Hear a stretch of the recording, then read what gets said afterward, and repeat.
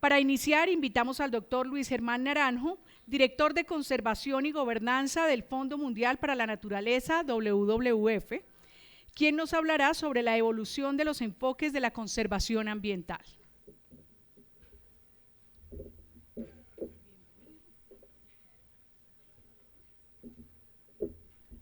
Buenas tardes. Primero que todo, quiero darle las gracias a la Universidad Javeriana, al señor rector, a María Adelaida, por su gentil invitación para participar en este simposio que creo que estaba en mora de hacerse, dada la trascendencia y la importancia de la encíclica Laudato Si. Por lo general, yo no acostumbro hacer charlas por encargo y me pone nervioso cuando eso sucede. Esta es una charla por encargo y entonces advierto que cualquier desagravio, cualquier desacato que ocurra aquí se debe básicamente a la escogencia del tema que fue hecho por mí. Me han pedido que haga una presentación sobre la evolución de los enfoques de conservación y para empezar quiero plantear que escogí la fotografía de la carátula por una razón muy particular.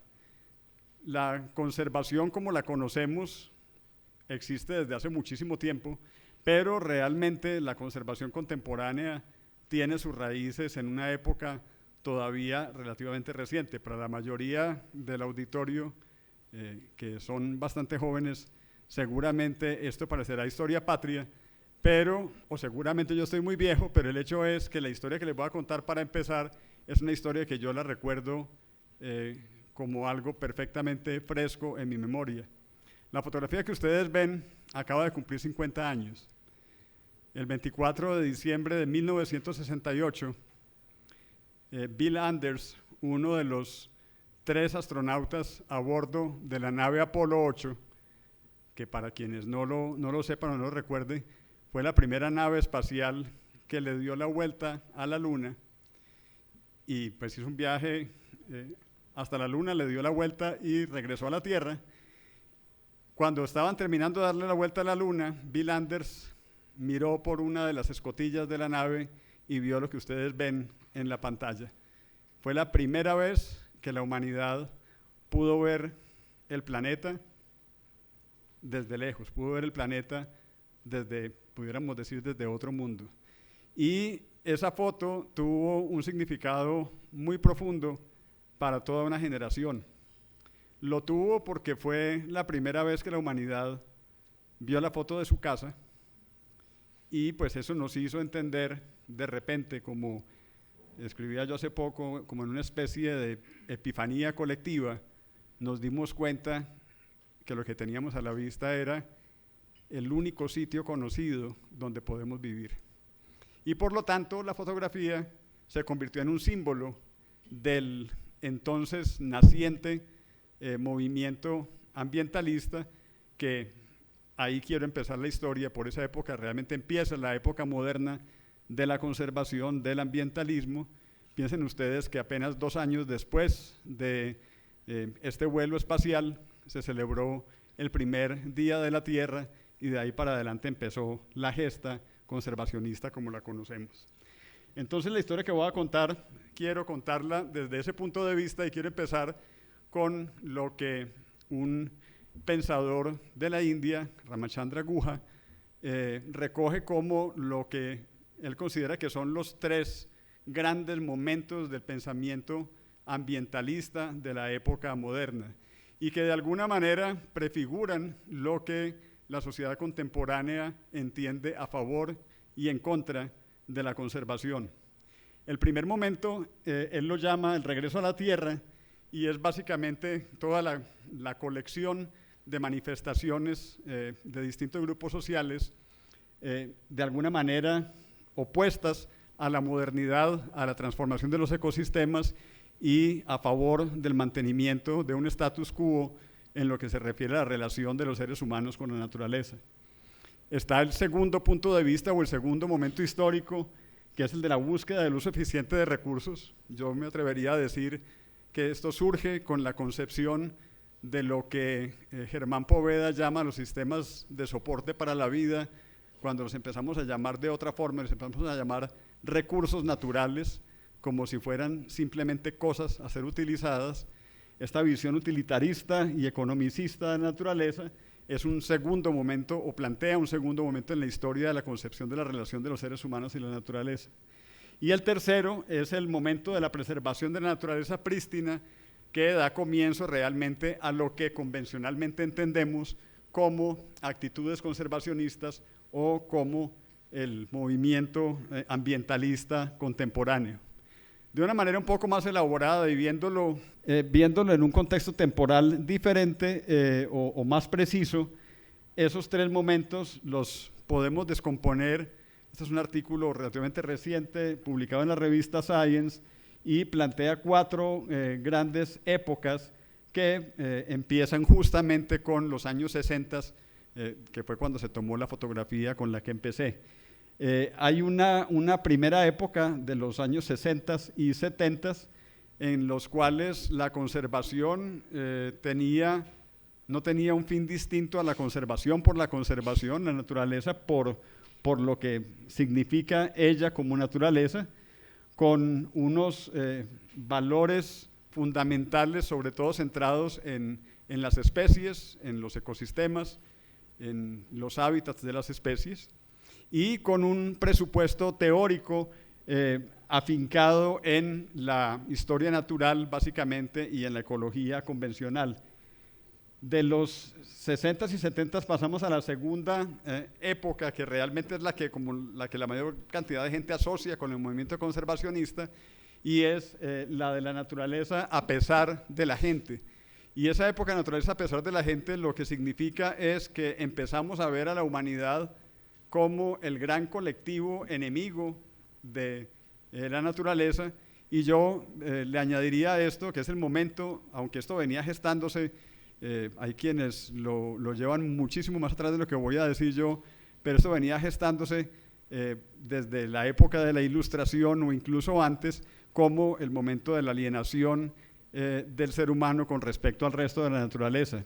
Y esta naturaleza, a pesar de la gente, es un movimiento o un momento de la conservación ambiental en la cual se le da una importancia desmedida a los problemas de extinción de especies, a los problemas de amenazas a la supervivencia de especies, a la pérdida de hábitats para esas especies y una preocupación creciente por la contaminación y por la sobrepoblación. Aquí la biología de poblaciones, sobre todo, y lo que en la época estuvo muy en boga, que era la biología de vida silvestre o el manejo de vida silvestre, son los presupuestos teóricos en los cuales se fundamenta este momento. Con la evaluación de ecosistemas del milenio, esto venía gestándose desde unos años antes, pero con la evaluación de ecosistemas del milenio, en el año 2000, entramos en una tercera etapa, que es la naturaleza para la gente. Y es una época en la que empezamos a pensar que la naturaleza, o que la humanidad depende de la naturaleza para muchas de las cosas que requiere, y aquí el enfoque empieza a ser un enfoque basado en los ecosistemas y en una aproximación a los servicios ecosistémicos cada vez mayor. Y esta es una época que tiene un presupuesto nuevo muy interesante y muy controversial, porque aquí es cuando se inventan la valoración económica de los servicios ecosistémicos sobre todo, y la evaluación económica de los ecosistemas como herramienta de conservación. El último momento es el momento en el que estamos en la actualidad, que arranca más o menos alrededor del año 2010 y que no sabemos a dónde nos lleve, si es que nos lleva o si es que el colapso del mundo natural como lo conocemos no nos llega antes, pero estamos en una nueva época que Mays denomina la época de la gente y la naturaleza. Y es una época en la que hemos empezado a aceptar finalmente no solamente nuestra dependencia para recursos económicos, sino nuestra dependencia absoluta del resto de la naturaleza, y yo aspiraría a que ahora finalmente, y esto va muy a tono con la encíclica Laudato Si, a que entendamos que formamos parte de la naturaleza y no que somos un ente aislado de ella. Esta es una época en la que le damos cada vez más peso al cambio ambiental global, a la búsqueda de la resiliencia, a la adaptabilidad y sobre todo al entendimiento de los sistemas socioecológicos como punto de partida para nuestra relación con el resto de la naturaleza. Estos 4 momentos no son mutuamente excluyentes. Ha habido épocas donde ha habido lecturas cruzadas de distintos momentos, ha habido visionarios que vieron algunas de las cosas que vemos hoy, las planteaban desde los años 60 o incluso antes, pero grosso modo ejemplifican muy bien lo que sucedió aquí. Y quiero precisar un par de cosas de alguna manera opuestas que sucedieron en esta génesis que les acabo de mostrar. La primera, y por eso les decía yo que esta historia cruza mi historia de vida. Cuando yo estudié biología, no existía lo que hoy en día es ampliamente conocido y se llama biología de la conservación. La biología de la conservación se la inventaron después de que yo estudié biología. Como el término biodiversidad tampoco existía cuando yo estudié biología. Nosotros hablábamos de fauna y de flora y otros recursos naturales, pero biodiversidad no existía. O sea que a mí y a otras personas que trabajan en el medio, aquí en Colombia nos tocó ser testigos de esto, y pues hoy en día cuando reflexiona uno en retrospectiva se encuentra con algunas cosas bien interesantes. Lo que ven ustedes en pantalla es la definición que hizo uno de los biólogos de la conservación más prestantes, Michel Soulet, en 1985, y es la definición según él de lo que era una nueva disciplina científica, como una nueva manera o una nueva aplicación de la ciencia a los problemas de la conservación, y he resaltado en color rojo algo que me parece particularmente inquietante, y es que desde la definición de la biología de la conservación se está viendo el objetivo de esa biología de la conservación, la búsqueda de solución a problemas de conservación que son causados o son perturbados directa o indirectamente por actividades humanas. Menciona también y otros factores, pero de todas maneras el ser humano es visto desde la definición de la biología de la conservación como un problema.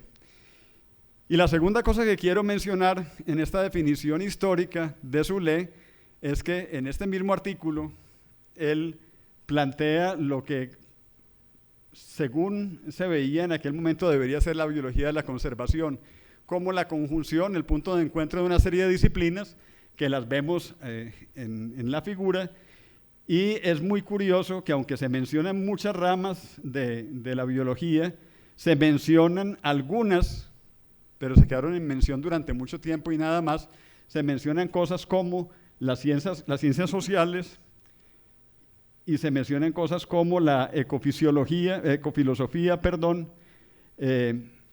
y pues otra serie de disciplinas más propias de las humanidades. La verdad es que durante la segunda mitad de los años 80 y yo diría que durante todos los 90, con algunas excepciones, el énfasis de la biología de la conservación estuvo centrado en los aspectos biológicos y ecológicos de la disciplina, y los aspectos sociales estuvieron de alguna manera en un segundo plano. Y eso es de alguna manera lo que nos muestra una especie de escisión entre dos aproximaciones a el entendimiento de la problemática de conservación según el presupuesto teórico de los practicantes de la conservación. Esto es tomado de un artículo de Callicott y sus colaboradores, donde plantea o reconoce dos grandes tipos de ecología inmersas en la conservación contemporánea. Y él dice que la primera es el composicionalismo, en el que está la serie de cuadros que están a la izquierda, y la segunda es el funcionalismo, y pues la gran diferencia está planteada por lo que les mostré anteriormente de la definición de biología de la conservación según Soulet.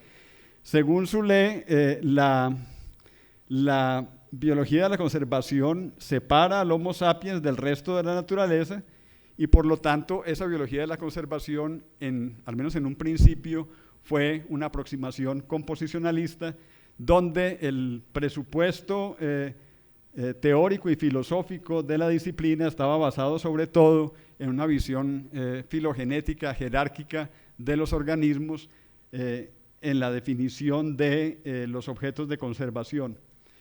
Los conceptos de conservación fundamentales aquí eran la preservación de la diversidad biológica, el mantenimiento de la integridad ecológica y como problemas o maneras de solucionar los problemas, cosas tales como la restauración ecológica. Surge precisamente por problemas que se plantearon desde el comienzo, surge la visión alternativa, una visión en la que la especie humana es considerada parte del cuadro y por lo tanto el énfasis de la disciplina está más desde la ecología de los ecosistemas y más desde el entendimiento de la función de los ecosistemas como el elemento básico que permite la existencia de unos servicios de los cuales la humanidad depende. Y en este enfoque, los conceptos de conservación más importantes se basan en cosas tales como la salud del ecosistema, la continuidad en la prestación de servicios ecosistémicos, el manejo adaptativo de los ecosistemas, la rehabilitación ecológica como herramienta que hace posible el mantenimiento de la funcionalidad de los ecosistemas, por supuesto que el desarrollo sostenible y pues esa búsqueda del santo grial de la sostenibilidad ecológica para permitir un futuro para la sociedad y el resto de la naturaleza. Quiero enfatizar en esta gráfica porque realmente hay tantas aproximaciones a la conservación de la biodiversidad como escuelas y realmente uno podría ver una cantidad de cruces en las cosas que les he mostrado y pues es difícil encontrar un punto de vista común, lo cual representa un problema fundamental a la hora de convocar a la sociedad global para producir respuestas de las dimensiones que las necesitamos. Y por eso quiero mostrarles una cosa que no resulta para nada animadora. Desde el momento en que Bill Anders tomó la foto de la Tierra surgiendo sobre el horizonte lunar hasta el presente, uno pensaría que han sucedido grandes logros en conservación de la biodiversidad en el mundo. Lo que ven ustedes aquí es en una escala de tiempo desde 1970 hasta hace pocos años y son algunos hitos históricos del ambientalismo global. Y uno diría, ¿cómo hemos hecho de hartas cosas? ¿No? Es increíble cómo hemos convocado a la humanidad para esto. Pero la verdad es que si uno contrasta estos logros con indicadores del estado de la biodiversidad, el cuadro no resulta igual de satisfactorio. Si a esto le superponemos el índice Planeta Vivo, que es el índice que utiliza la Sociedad Zoológica de Londres junto con WWF y la Red Global de Huella Ecológica para mostrar el estado de la biodiversidad sobre la Tierra, pues vemos que el declive de la biodiversidad ha seguido imparable, ha seguido su tendencia a pesar de tantos acuerdos internacionales y a pesar de tantos tratados y esfuerzos de conciliación. Eso ha preocupado a mucha gente y por eso se han planteado muchas cosas alternativas. En esta figura que es tomada de un trabajo muy interesante de Ernesto Gull y Pablo Leiva, donde se hace un recuento también de 3 grandes momentos del ambientalismo en Colombia, vemos que se repite básicamente la misma historia que ya les conté, pero se identifican algunas de las razones que pudieran hacernos pensar por qué, a pesar de los esfuerzos y de los acuerdos internacionales, seguimos perdiendo batalla tras batalla y el declive de la biodiversidad sigue imparable. La lectura de este cuadro de Gull y Leiva es particularmente interesante porque nos muestra 3 momentos cuya diferencia fundamental estriba en el interés que reviste para la sociedad para el Estado y para la empresa privada el ejercicio de la conservación. Una primera etapa ingenua, conservacionista, preocupada básicamente por el mantenimiento de cosas que para la sociedad parecían interesantes, pero que realmente no tenían como una importancia demasiado grande desde el punto de vista económico. Una etapa de desarrollo sostenible donde empieza a verse la importancia de la conservación desde el punto de vista de los recursos públicos y por lo tanto hay un incremento poderoso de la inversión en conservación y donde hay un fuerte liderazgo tanto del Estado como de la sociedad civil hacia la conservación.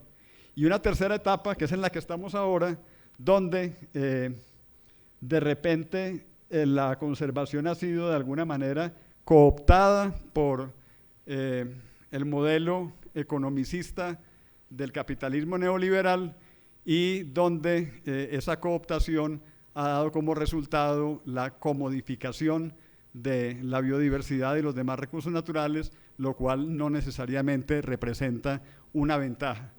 Esto es una manera muy gruesa de presentarlo a escala nacional, pero básicamente es una historia que es aplicable al contexto global y creo que no nos equivocamos mucho al decir, y me adelanto a lo que quiero decir al final, de que tenemos el enemigo al frente y seguimos ignorándolo, y el enemigo al frente sigue siendo la búsqueda desesperada del crecimiento económico concebido como acumulación de capital, que es básicamente la razón detrás del deterioro ambiental. Por eso se han planteado distintas búsquedas y distintas alternativas y la conservación ha dejado de verse como un simple ejercicio de practicantes de la conservación, de especialistas en biología de la conservación, ecología y disciplinas afines, y donde empieza a verse la necesidad de tener un enfoque crítico de las relaciones del ser humano y la naturaleza, y donde es necesario buscar una transdisciplinariedad que permita entender las relaciones de poder en el conocimiento. Es el campo de la ecología política, y la ecología política es una capa adicional que se le monta a el ejercicio de la conservación como una herramienta fundamental para buscar una respuesta de la sociedad, el Estado y el sector privado. En la ecología política hay una serie de disciplinas que confluyen y que hacen aportes complementarios y enriquecen el ejercicio que venía tejiéndose desde la conservación convencional. Por supuesto, continúa teniendo un papel fundamental el conocimiento científico con el entendimiento de las dinámicas ambientales, pero el conocimiento vernáculo empieza a tener una importancia fundamental, y eso lo vimos esta mañana en una presentación tras otra, donde el conocimiento vernáculo empieza a ser un actor fundamental en la búsqueda de soluciones. Y por supuesto, hay aportes filosóficos importantes en cuanto a la construcción de una reflexión crítica, en cuanto a las relaciones de poder y también en cuanto al entendimiento de la naturaleza por parte de la sociedad. Es decir, podemos ver esto como un tránsito que hemos hecho de la epistemología, pasando por la doxa a una ontología, y esa ontología básicamente se refiere a varias cosas. Uno, a buscar una respuesta para algo que nos ha perseguido por siglos, yo creo, y es a la búsqueda de una visión colectiva de qué es naturaleza. La naturaleza sigue siendo un concepto vago y pobremente interiorizado por todo el mundo, y podríamos llevarlo o extenderlo a otros frentes, como también, si no tenemos claro qué es naturaleza, tampoco tenemos claro qué es conservación y tampoco tenemos claro qué es el futuro que queremos. En la ecología política hay varias dimensiones, no quiero entrar en detalles con esto, pero me parece importante mencionarlos porque es importante entender que para poder entender estas relaciones de poder no basta con entender la problemática ambiental o los elementos fundamentales de la problemática ambiental como estructura, composición, estructura y función de la naturaleza, sino también las relaciones de la sociedad con esa naturaleza y la dimensión económica y sociopolítica de la naturaleza. Si no hacemos confluir todos estos elementos alrededor de los problemas ambientales, nos quedaremos tratando de solucionar síntomas y no nos estaremos aproximando a los problemas de raíz que entraña el gran problema de la conservación. Y por eso hemos llegado a entender, muy tarde a mi parecer, pero pues más vale tarde que nunca, que el problema de la conservación de la biodiversidad es básicamente un problema que es perfectamente sumable a la teoría de los comunes. La biodiversidad debe ser entendida ante todo como un bien común, de la misma forma que otros elementos de la naturaleza lo son. Y ese entendimiento de la biodiversidad y de la naturaleza como un problema de los comunes es multiescalar. Por una parte, la biodiversidad es un bien común importante para la humanidad como un todo, no solamente como los sistemas de soporte para la vida, sino también, si tenemos una visión economicista, las cosas de las cuales depende nuestra economía parten de allí.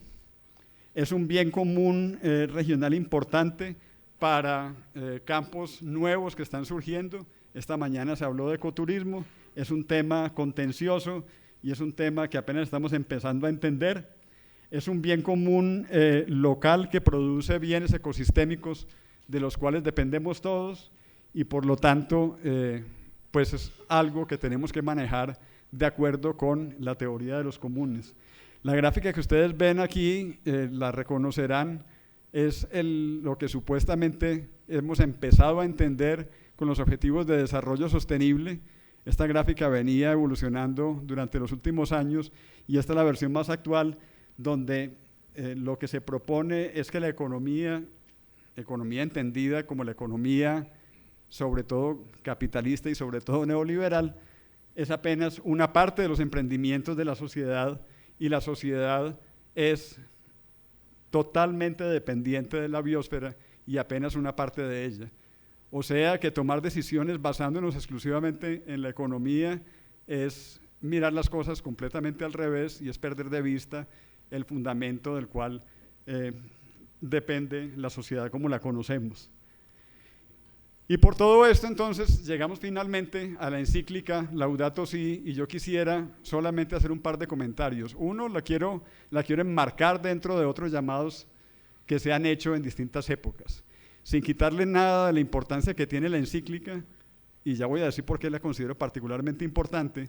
El hecho es que el llamado que hace el Papa es un llamado que con la misma fuerza, con la misma intensidad, con la misma angustia, ha sido hecho en varios momentos de la historia que les he contado hasta este momento. Y quiero mencionar solamente los que aparecen allí. En el año 1982, las Naciones Unidas promulgaron un documento que se llama la Carta de la Naturaleza. Ustedes lo pueden consultar online, allí está, es una declaración conjunta, global, que hace un llamado angustioso, básicamente idéntico al que hace el Papa en la encíclica. En el año 2000 hubo un segundo intento, venía cocinándose desde el 87 y finalmente salió en el año 2000. Creo que en estos momentos esto está bajo la sombrilla de la UNESCO, pero no estoy muy seguro, y es la Carta de la Tierra, con palabras un poco distintas, pero el llamado sigue siendo el mismo. El Laudato Si llegó en el 2015. O sea, 15 años después de la Carta de la Tierra. Y el año entrante, y pues es una propaganda de alguna manera que yo quiero hacer aquí, pero no es ninguna novedad, el año entrante, en el marco del cierre de las metas que se han propuesto para biodiversidad, WWF está promoviendo una campaña global que lo ha llamado un nuevo acuerdo social por la gente y la naturaleza. Es básicamente el mismo llamado.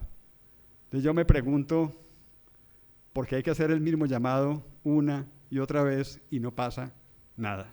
Seguimos exactamente en el mismo punto. Algo nos está faltando, que esto no llega a donde tiene que llegar. Porque era muy largo, no lo puse en la lista. Este que ven ustedes aquí salió 3 años antes que Laudato Si.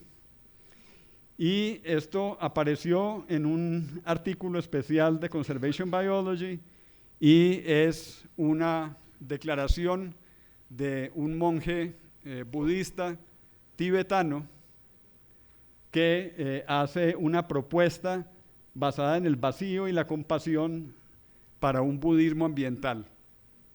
Y ese llamado que hace el budismo ambiental, si ustedes leen la frase que he copiado allí, encontrarán, y han leído el Laudato Si, encontrarán una similitud supremamente grande en los dos llamados, esta vez por un monje budista.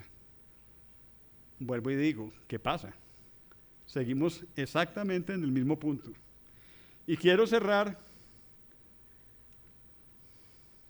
con otra cosa que se dijo por la época en la que Bill Anders tomó la foto de la Tierra surgiendo sobre el horizonte lunar. Esto me lo encontré de chiripa la semana pasada. Yo no lo estaba buscando y se me apareció las cosas que la terrorífica magia de las redes sociales hace que suceda. Los algoritmos que lo persiguen a uno, le aparecen cosas sin que uno las busque. Se me apareció esto. Esto es un artículo salido en El País semanal, un artículo de Francesc Miralles, y son 4 principios del hipismo que el autor sugiere que deberían ser retomados en la época que vivimos en estos momentos. Y creo que el mensaje habla por sí solo y es totalmente hermanable con Laudato Si, es hermanable con el mensaje del monje budista, con la Carta de la Tierra, con la Carta de la Naturaleza y con el nuevo Acuerdo Global por la Tierra, por la Gente y la Naturaleza que va a proponer WWF. Solo que aquí va a algo mucho más simple que todo lo demás. Recordar el idealismo. El ser humano crea su propia concepción del mundo a través de la reflexión. La sociedad contemporánea en sus afanes ha perdido idealismo. Llámenlo de otras formas más acordes al lenguaje del Papa Francisco, pero creo que el mensaje está allí.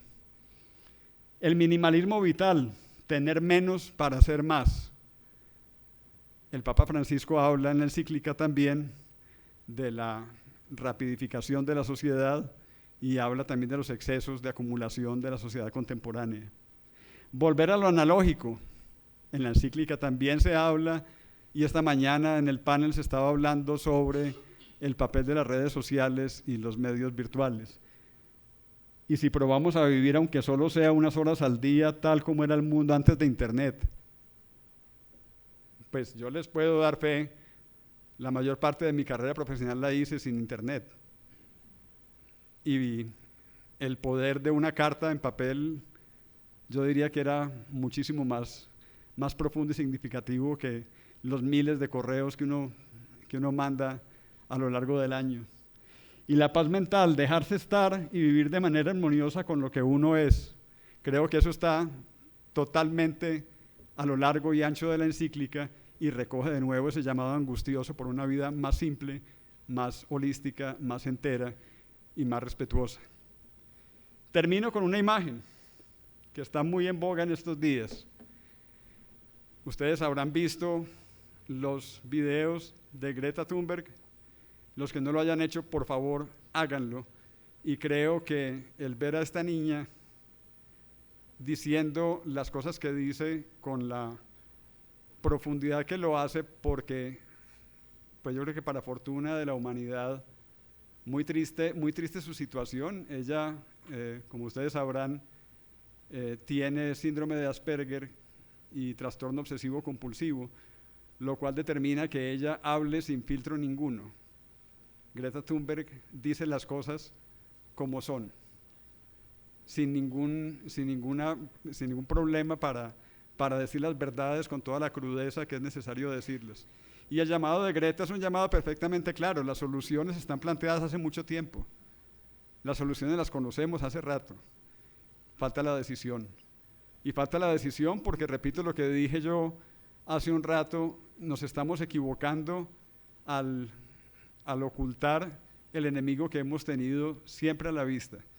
Mientras la humanidad siga pensando en vivir una carrera acelerada hacia ninguna parte, mientras la humanidad siga pensando en un consumo sin freno, mientras la humanidad siga pensando en que mejor es tener más, esto no tendrá solución, no importa cuántas encíclicas, no importa cuántos llamados angustiosos, no importa cuántos acuerdos internacionales. Muchas gracias.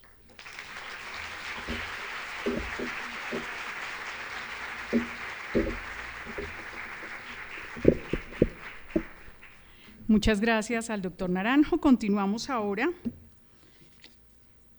con el profesor de la Facultad de Estudios Ambientales y Rurales, José Nicolás Urbina, quien nos hablará sobre el enfoque conservacionista de la conservación. Bueno, buenas tardes a todos. Primero que todo, muchas gracias por la invitación a Adelita, al padre rectora, de este evento tan interesante y que, como ya han dicho varios colegas, es supremamente necesario desde la mirada de la Laudato Si hacia la conservación. A mí me correspondió también por encargo hablar un poco del preservacionismo. Sin embargo, negociando un poco con Adelita, le dije, yo no soy tan preservacionista como parece, entonces voy a tener una posición preservacionista inicialmente y voy a ir migrando poco a poco, siempre teniendo en el marco de la Laudato hacia la conservación y uso de la biodiversidad. ¿Okay? Entonces, comencemos desde el inicio literalmente. Sabemos que el planeta Tierra tiene más o menos 4.543 millones de años y en un ejercicio muy interesante que se ha hecho en varias ocasiones, tratan de hacer un símil de si hace un año hubiera nacido la Tierra, es decir, en el primer segundo del 1 de enero, cómo irían los procesos hasta el 31 de diciembre.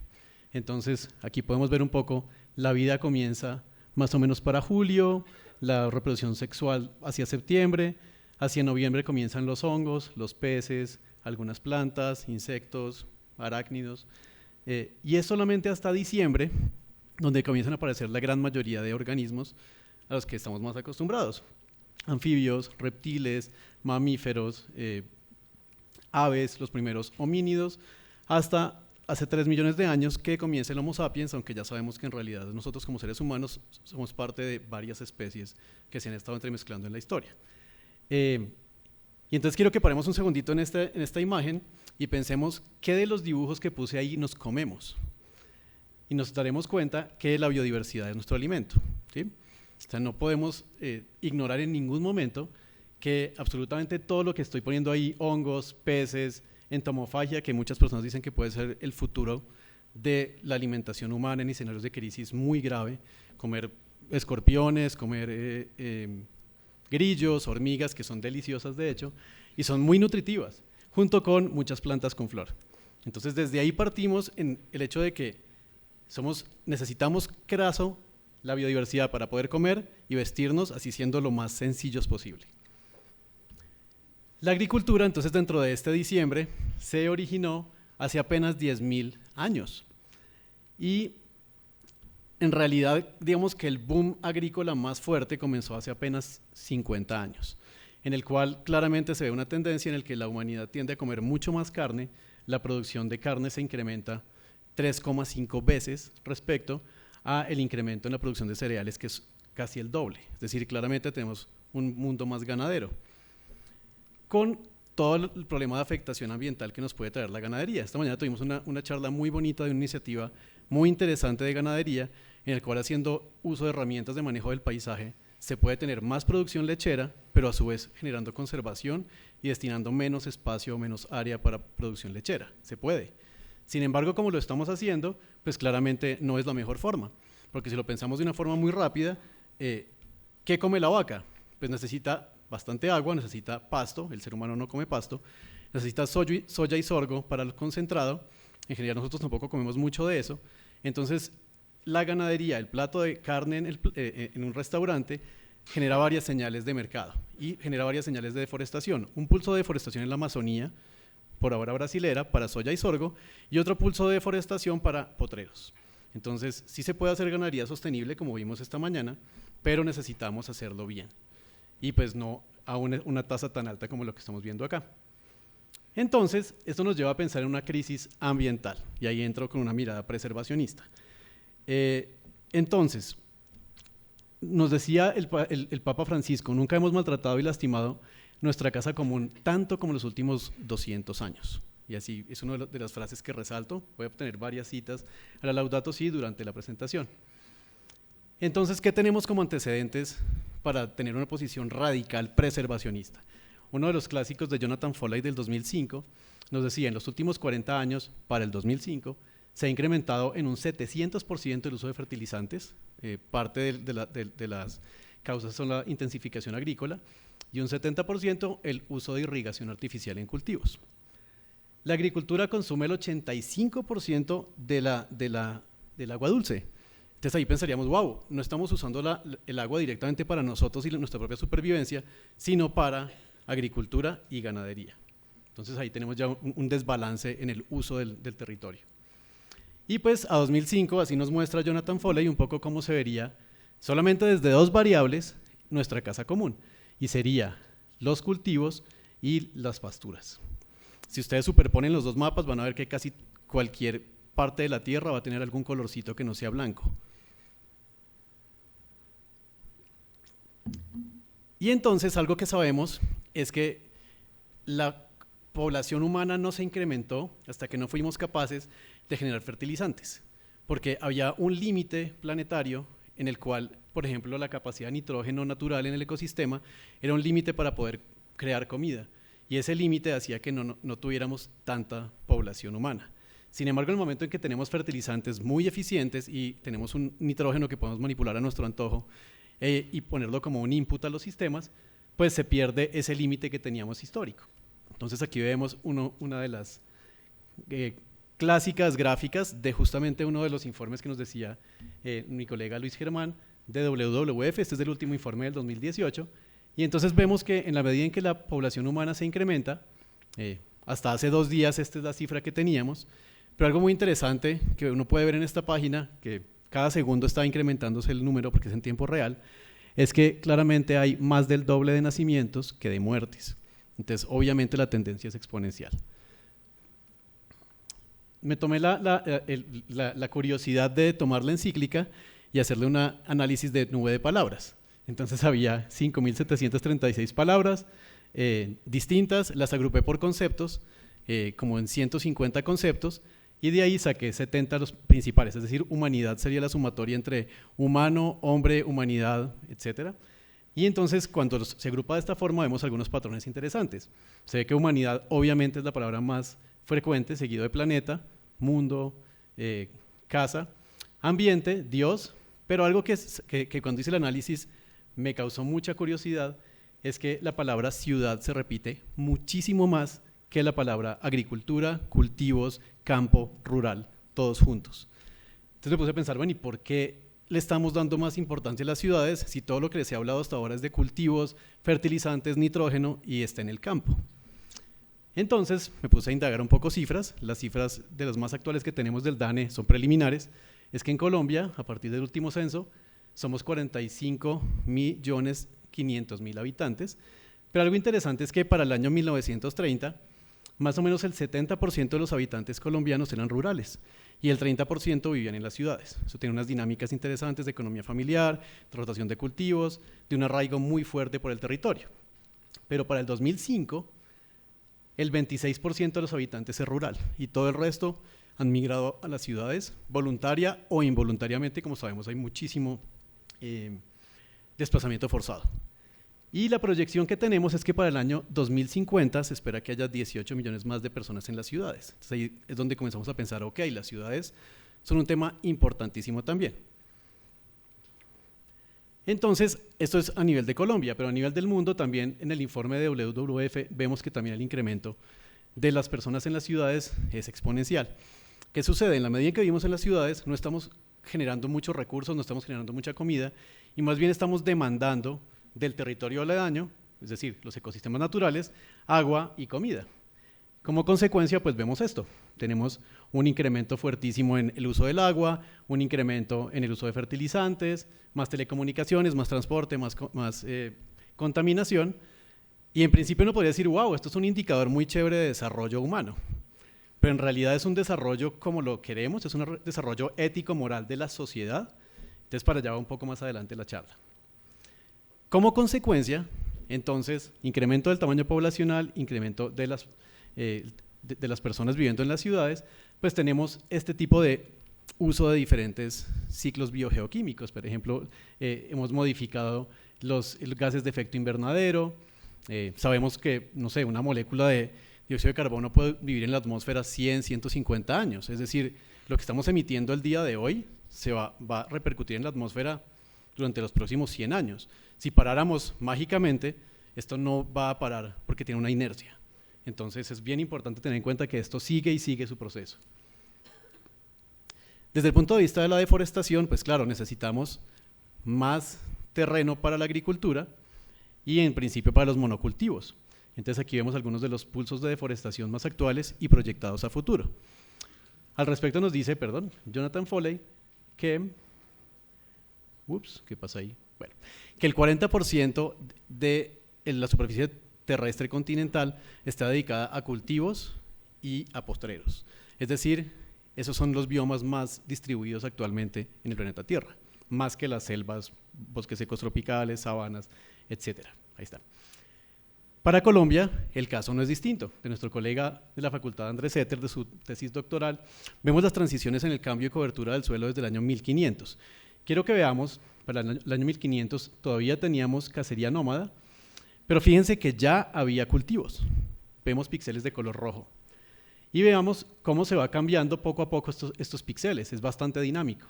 Hasta que llega un punto umbral, seguramente Revolución Verde y muchos otros drivers y señales que existieron, para el año 2000 hasta donde llegue el estudio, que fíjense cómo lo amarillo son potreros. Ese es nuestro, pues, y ya ahorita 2018 seguramente la tasa sigue incrementándose. No solamente en la parte continental, hablábamos de la parte marina. Entonces, vemos por ejemplo que para 1950, esta es la intensidad de las pesquerías, medidas como horas hombre de un pescador en el mar buscando peces. Quiero que veamos ahora la intensidad de los colores más cálidos hacia el año 2000. Claramente estamos generando una sobreexplotación también de las pesquerías. Además de todo lo que les he dicho anteriormente, pues el hecho de poder vivir en las ciudades y tener una gran cantidad de crecimiento industrial nos genera una gran cantidad de contaminantes que terminan siendo desechados mucho hacia el mar. Esto y otro tipo de factores nos han generado áreas hipóxicas, es decir, se llaman zonas muertas en el mar y es sitios donde ya no hay oxígeno. Y como consecuencia vemos estos peces muertos arriba a la derecha. Los puntos rojos son áreas sin oxígeno marino costeras y las otras zonas oceánicas. Y pues obviamente hasta ahora les he hablado solamente de coberturas y ecosistemas, pero la biodiversidad claramente es mucho más que eso, son interacciones, son ensamblajes, son comunidades, son especies. Entonces todo este tipo de presiones nos llevan indudablemente a la extinción de muchas especies, de las cuales, como ven en esta gráfica, la causa más común es la roja, que es la pérdida y degradación del hábitat. Si seguimos pensando también en el índice que nos decía Luis Germán en la presentación anterior, este es el índice para ambientes dulceacuícolas, fíjense que también tiende a reducirse, y para ambientes terrestres continentales también tiende a reducirse. Algo que me asombró muchísimo es, si ustedes comparan las gráficas en diferentes regiones del planeta, la que tiene la pendiente más fuerte y tiende a reducirse es justo donde vivimos nosotros, el neotrópico. Y algo también que nos dicen, y de hecho aquí el Papa Francisco nos llama la atención y dice, el derecho a veces se muestra insuficiente debido a la corrupción, se requiere una decisión política presionada por la población, es un mensaje reiterativo a lo largo de la encíclica, y es que resulta que, también como nos decía Luis Germán en la charla anterior, las cumbres mundiales no han sido suficientes, los gobiernos no quieren adquirir los compromisos, o si los adquirió un presidente, ya el siguiente no lo quiere cumplir. Veamos solamente el ejemplo de los Estados Unidos. Entonces, a pesar de que hay muchísimas convenciones, paneles intergubernamentales, compromisos internacionales, la biodiversidad sigue en franco declive.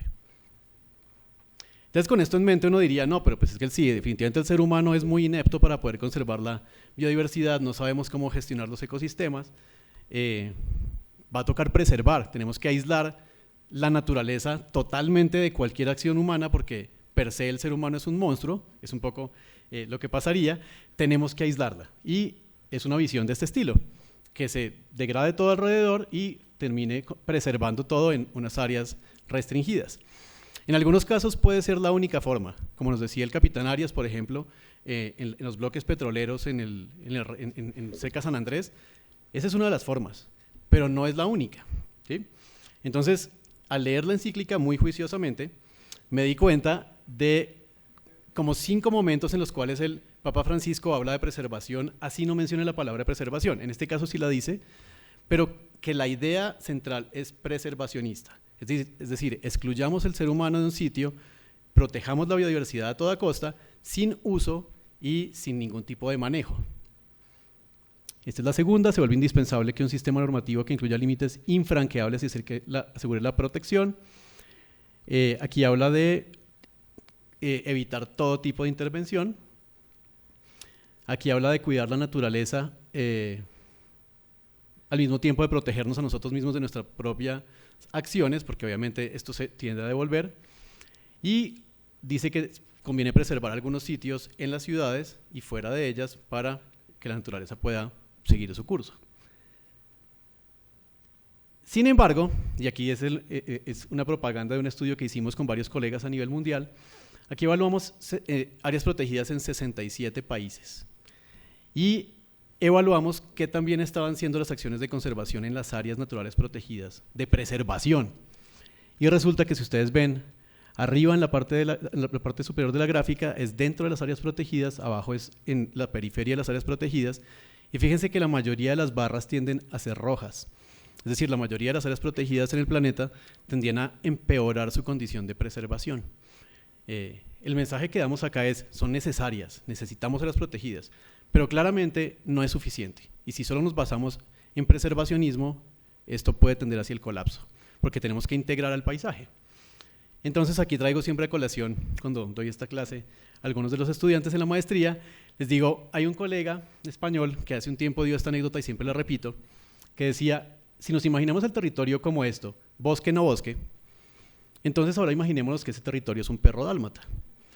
Ok, si yo le pico la mancha negra al dálmata, le duele, ¿verdad? Pero la pregunta que hacía mi colega en ese momento es, si yo le pico la mancha blanca, ¿no le duele? Y el mensaje que nos daba ahí es, el territorio es uno solo y hay que gestionarlo de manera integral. Entonces no me sirve solamente tener unas manchas negras desarticuladas del resto de la humanidad, de la economía, de la sociedad, de muchas otras cosas.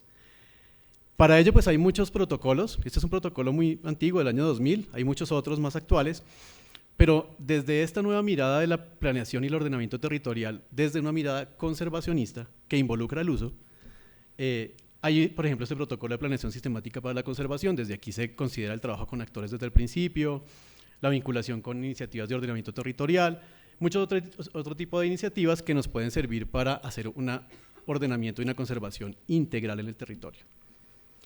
Y entonces, de este libro, que es la Guía Docente para las Ciencias de la Sostenibilidad, hermosísimo sobre todo para los docentes, nos muestran que hay un montón de acciones y de posibles iniciativas de conservación, además del preservacionismo. Arriba a la derecha vemos las dos opciones de preservación. Necesitamos seguir evaluando el estado de conservación de nuestras especies y tener libros rojos son una herramienta indispensable. Necesitamos tener sitios de preservación todavía, pero fíjense la otra cantidad de bolitas de acciones con la sociedad, desde la tecnología, desde la economía, desde los esquemas de pago, unos mejores que otros, pero es para que nos demos una idea que hay muchas opciones de gestión del territorio en pro de la conservación. Entonces, el Papa Francisco nos dice, pues sí, muy cómodos ustedes, digan que es que estamos creciendo poblacionalmente y entonces simplemente esterilicemos a todo el mundo, o pongamos una cuota de hijos, pero no tenemos que ser tan facilistas porque esto va más allá del solo el crecimiento poblacional. ¿Qué pasa? Dentro de la huella ecológica que tenemos, lo que se sabe hasta el momento es que la población humana está creciendo más o menos 3 veces, se triplicó el crecimiento poblacional, pero el consumo de recursos por parte de los seres humanos, sobre todo citadinos, se incrementó 16 veces. Entonces, parte de aquí lo que dice el Santo Padre es, claramente el problema mayor es el consumo y no solamente el crecimiento poblacional. Tienen que ver, pero es que un crecimiento poblacional dentro de las ciudades implica generaciones que estamos más adecuadas a consumir y a usar tecnología de manera desmedida. Entonces lo que nos dice la encíclica es, bueno, hablamos entonces de un deterioro ético, social y cultural, que es la crisis social. Comenzó hablando de crisis ambiental, esta es la crisis social. Entonces él nos dice, el egoísmo es el peor de los males, individualismo. Sin embargo, también está la pérdida de identidad, el desarraigo. Esto nos genera corrupción, violencia, intolerancia, intereses económicos, inmediatistas y egoístas. Y esto nos lleva al lado oscuro de, no mentiras, esto genera un desplazamiento forzado de las personas más vulnerables y además nos genera un incumplimiento de los compromisos ambientales. ¿Por qué? Porque obviamente los países están pensando de una forma egoísta y de manera inmediatista. Quiero que en mi periodo de gobierno se vean resultados rápido y estoy trabajando en un periodo de 3, 4, 5 años y no en un periodo ecológico de 100 o 150 años donde se verían los resultados, pero eso no es popular. Uno de los problemas que nos detecta el Papa Francisco a partir de la crisis social es el desarraigo. Entonces dice, y ya varios conferencistas lo han dicho previamente, como vivimos en las ciudades, en general tendemos a tener un desarraigo muy fuerte de dónde viene la leche que yo me tomo, de dónde viene el tomate que compré en el supermercado. La mayoría de gente muchas veces no sabe las cadenas de valor, la huella hídrica o el costo que tiene ambiental, lo que consume y con lo que se viste. Entonces también nos dice el Papa Francisco, es interesante pensar en que las nuevas generaciones están muy conscientes de la crisis ambiental, pero muchos de ellos ya están en un rol tecnológico y de consumismo con el que nacieron. Entonces, abandonar ese tipo de hábitos es muy complicado a pesar de que sean conscientes de la crisis ambiental que hay. Entonces dice que quiere recuperar la noción de dónde vienen los alimentos y todos necesitamos la biodiversidad, necesitamos recuperar esa noción. Creo que todos los que estamos aquí somos conscientes, pero fuera de este espacio ambiental, que es un gremio muy pequeño, mucha gente no lo piensa de esa forma.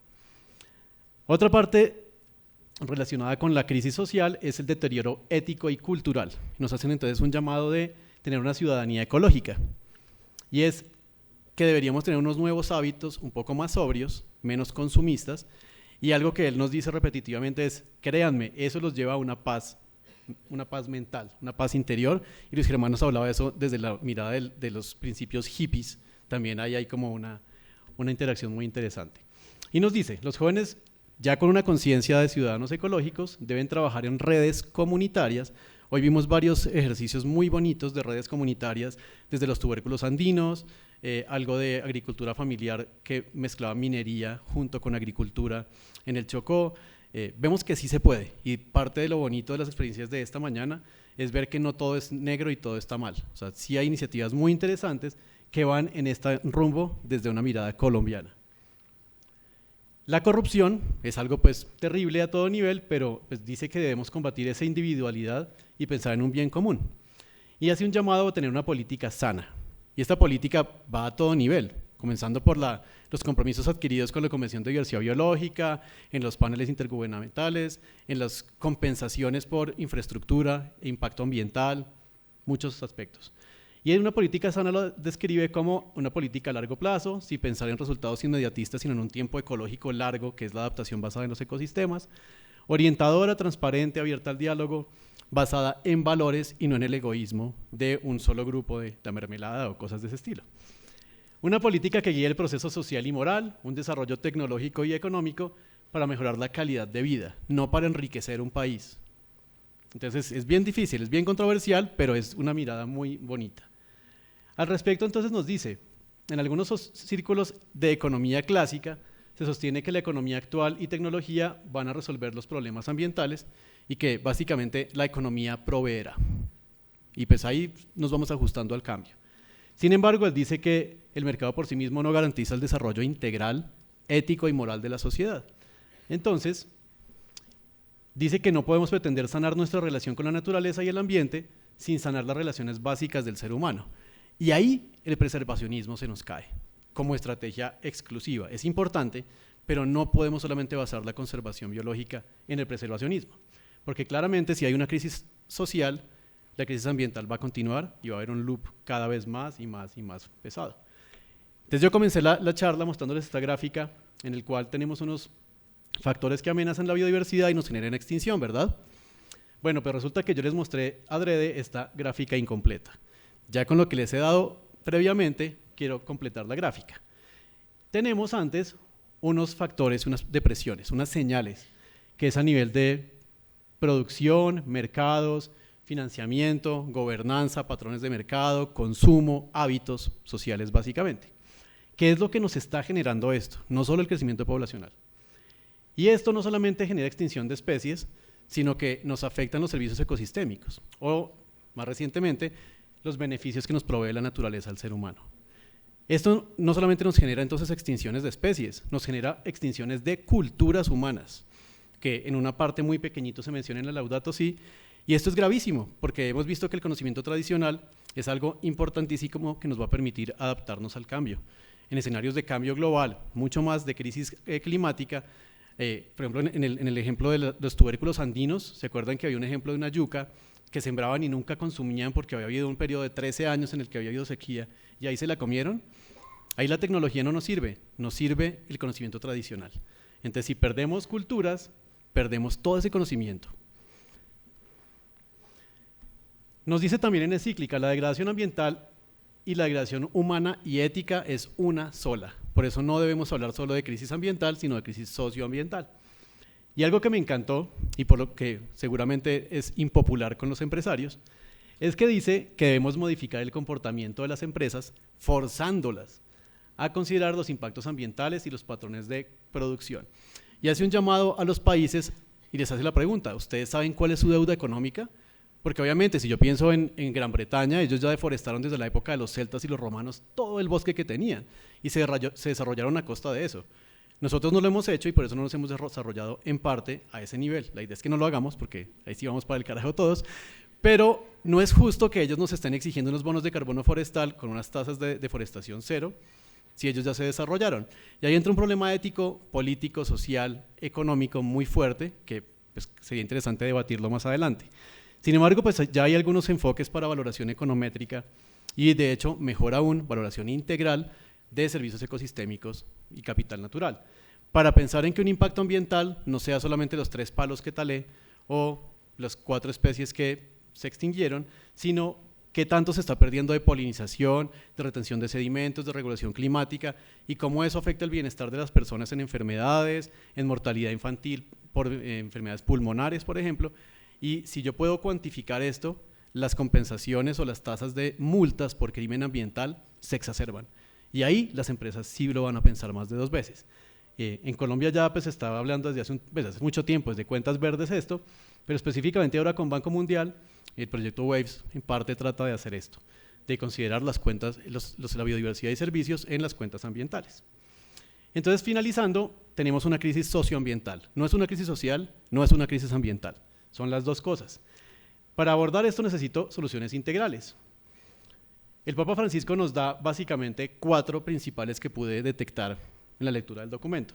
Primero, políticas económicas y de energía limpia renovable, y eso requiere un cambio tecnológico, pero con ética, no con el símbolo pesos en mente, sino con ética. Eficiencia energética con baja contaminación, cambio de modelos de producción y consumo por parte de la sociedad, agricultura sostenible y diversificada con rotación de cultivos. Hace poco que tuvimos en la facultad pues un simposio muy bonito del plan de desarrollo y el desarrollo rural. Es abrumador porque justamente esto es lo que no está haciendo Colombia. Estamos priorizando economías de escala y grandes empresarios y estamos condenando casi a la extinción a la economía familiar y a la diversificación y rotación de cultivos con su conocimiento tradicional. Eso no se puede ver como un negocio, es una inversión en conocimiento tradicional, no en enriquecimiento de empresas. Y finalmente, que los ciudadanos ecológicos, empoderados y conscientes, actúen y presionen a los gobiernos. Esos son los 4 mensajes principales.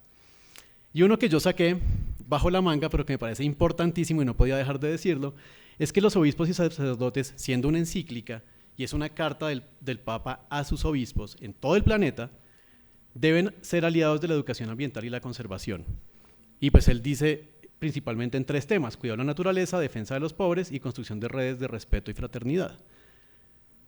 Sin embargo, nos dice, ojo, la educación ambiental tiene que evolucionar. No solamente es una educación ambiental de informar la crisis y que la gente esté informada y asustada, puede ser eso también, Pero además de ñapa tiene que dar herramientas para cambiar hábitos, para desarrollar los hábitos y reducir el consumismo en la población. Y eso es a lo que él llama como una educación ambiental mucho más integral.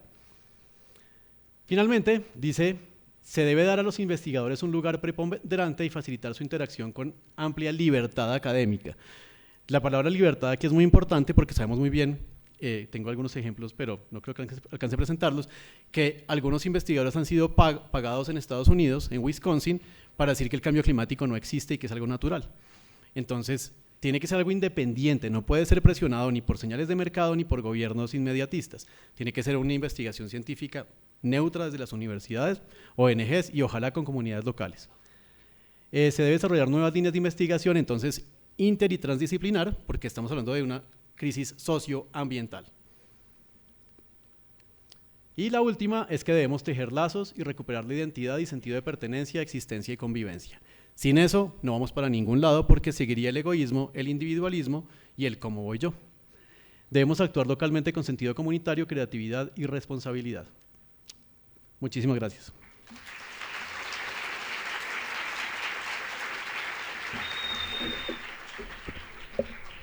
Bueno, muchísimas gracias a Nicolás. Invitamos ahora a la doctora Brigitte Batiste, directora general del Instituto de Investigación de Recursos Biológicos Alexander von Humboldt, quien nos hablará sobre los nuevos enfoques de conservación. Bienvenida, Brigitte. Bueno, muy buenas tardes a todas y todos, un gusto estar aquí en mi casa. Padre Rector, un gusto también, Luis Miguel, doctor Cifuentes, realmente con María Adelaida y todos pensando muy a fondo en esta oportunidad de reflexionar acerca de la propuesta que nos hace el Papa Francisco, que debo decir que es la más ecuménica y que más nos llama a la convergencia, yo creo que en muchísimos años, donde más encontramos coincidencias entre la comunidad científica, las comunidades de práctica y yo creo que muchísimas ramas de o grupos sociales que están preocupados por el destino de lo que yo estoy hablando más como la casa compartida, después de pensar mucho en la noción de la casa común, el común que es pasar más a la noción de que estamos compartiendo un planeta y en ese compartir es en el que encontramos los retos y las limitaciones que tenemos que afrontar. Nicolás hizo una presentación muy buena y muy propicia para enlazar con todos los elementos que nos propone el Papa y entonces voy a aprovechar todo eso para hablar de los nuevos enfoques de conservación. Y creo que cuando uno habla de conservación está hablando de darle importancia a las cosas que nos mantienen vivos, a las cosas que le dan sentido a la existencia, porque la conservación es un problema que se da en un contexto de cambio constante, de retos, de preguntas, del ejercicio de lo humano. El ejercicio de lo humano como está planteado, por ejemplo, en la delimitación de páramos.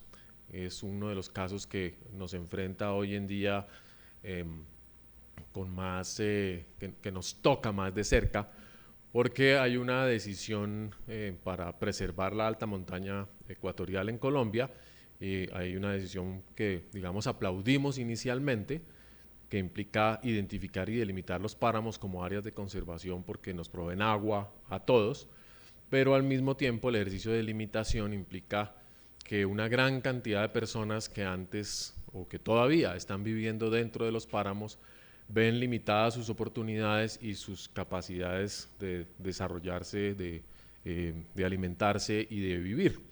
Nos enfrentamos entonces un poquito a al reto de resolver conflictos humanos en medio de buenas intenciones. Y casi que llegamos a un punto en el que las comunidades campesinas se enfrentan al resto de la sociedad, está sucediendo en muchas partes del país, reclamando justicia ambiental, reclamando que aquellos que vivimos en las ciudades con todos los privilegios que estamos hablando de conservación, no hemos tenido en cuenta las condiciones de vida y los requerimientos de las sociedades rurales, de las cuales depende nuestro propio bienestar. Entonces se plantea claramente la conservación como un problema de limitaciones y de quehaceres en el territorio, o eventualmente un problema, perdón, eso está muy brincón, o un problema de ubicación. Hay algunos miembros de la sociedad que quedaron bien ubicados y otros que quedaron mal ubicados. Pero la conservación es una disciplina o una actividad que implica tomar decisiones activas sobre porciones del territorio, sobre actividades que hay que dejar de hacer o que hay que empezar de hacer, y que en fin implica una reorganización de lo que hacemos las personas en el territorio. Entonces tal vez no sea un problema de limitación, insisto, sino de dónde los humanos asumimos nuestra responsabilidad como cuidadores del planeta, pero también como cuidadores de otras personas, como personas responsables dentro de la sociedad. En el simposio, en el Congreso de Futuro de Chile a principios de este año, el título era ¿qué especie queremos ser?, haciendo referencia a dos posibilidades. Si queríamos convertirnos en mejores humanos, digamos, en otra clase de personas gracias a los avances de la civilización, a nuestra capacidad y a nuestra potencia como especie, o si queríamos escaparnos de nuestra humanidad y ser otra cosa, y qué cosa querríamos ser. Y ahí participaron genetistas, participaron evolucionistas, participaron filósofos, en fin. Les recomiendo mucho, las memorias están en la red. Y en ese contexto entonces nos preguntábamos realmente cuál es el lugar del humano o de lo humano en la contemporaneidad. ¿Dónde estamos en el espacio y en el tiempo? Para volver a hablar de qué es lo que es necesario conservar, y si ha habido cambios en los últimos 50 años, hay nuevos contextos y nuevos retos. El Papa nos dice sí, por supuesto, hay una gran cantidad de condiciones que han cambiado y lamentablemente no necesariamente para bien. La injusticia social sigue presente, las condiciones de pobreza siguen presentes, los retos éticos que deberíamos haber podido resolver después de las grandes guerras siguen presentes, en fin. ¿Dónde estamos para poder hablar de conservación? Podemos pensar que ese mundo que compartimos, ese mundo común, que nos es común, es un planeta desconocido. Finalmente todavía tenemos poca conciencia del tamaño de la Tierra, de lo que es la Tierra, pese a todas las imágenes de los astronautas, a las películas, a los videos que nos muestran la maravilla que es nuestro planeta. Es muy difícil para nosotros hacer conciencia de ello.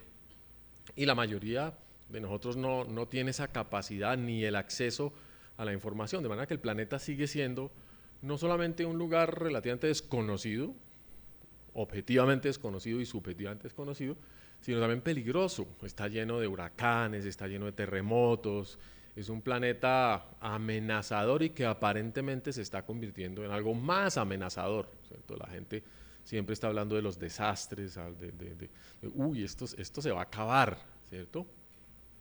Y por supuesto un planeta demasiado grande para ser abarcado.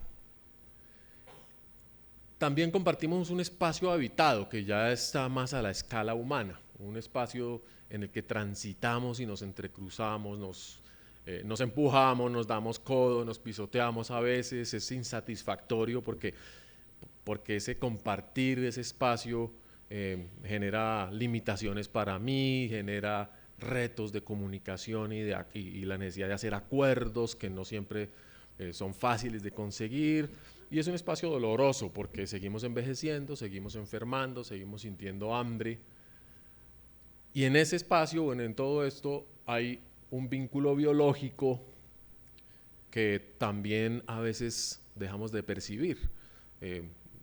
La posición de nuestro cuerpo en el mundo, el carácter de las relaciones con otros seres vivos que también nos afectan, las bacterias, los hongos, que son agentes de enfermedad, y un mundo demasiado complejo. Está el profesor Carrizosa aquí, y la complejidad nos perturba y no necesariamente para bien. Sin embargo, al mismo tiempo, tenemos un planeta que es inspirador, que es vigoroso, es un planeta lleno de energía, y cuando uno lo mira con cierta distancia y lo lee a la luz del arte, lo lee a la luz de la ciencia, lo lee a la luz de la historia, no puede dejar de maravillarse, no puede dejar de pensar que compartimos un planeta espectacular. Y yo creo que los medios de comunicación están ayudando muchísimo a ello, a darnos cuenta de esa cualidad maravillosa de nuestro planeta. Ojalá que podamos seguir sorprendiéndonos de la novedad, por ejemplo, que los científicos siguen revelando. Las expediciones Colombia Bio que hemos hecho en muchos casos solamente en Colombia demuestran que no sabemos todavía con quién compartimos nuestro territorio en términos de plantas y animales. O sea que hay mucho espacio para sorprendernos, que además es único, porque a pesar de que hayamos encontrado 1000 planetas similares o parecidos a la Tierra en el universo hasta ahora, no hay ninguna prueba de que puedan albergar vida, de que puedan servir de planeta de emergencia, como dicen, de plan B. Eso todavía no, entonces nuestro planeta es el único. También el espacio que habitamos y compartimos es un espacio nutritivo, es un espacio que nos llena de satisfacciones, que sacie nuestra hambre, nuestra sed, nuestras necesidades colectivas, que nos permite interactuar, gozar.